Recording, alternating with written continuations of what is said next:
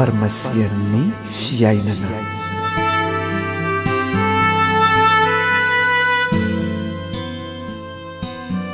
Fitiavana oksizena natao be dehibe mamelona ny hery ny fiainana mandeha alemem-panahy aroarony antesotroana matetika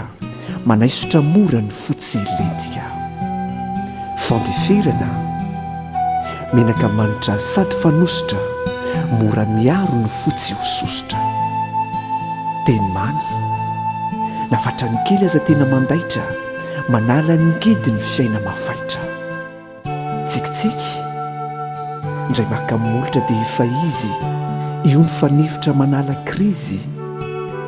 fifaliana hanina foana tsy tapatapahana matanora io ka tsara raha finiavana fanafody tsy adino rehefa miasa mahatonga ho totosany zava-kinasa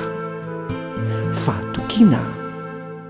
pilina iray tsy azo ombinana mitondra ny hery ny fahamarinana faharetana soka ioanina raha mila hovizana mampahery ny tena ho be fikirizana vavaka intelo isan'andro io farafakeliny fa mikolo ny fo fanasiny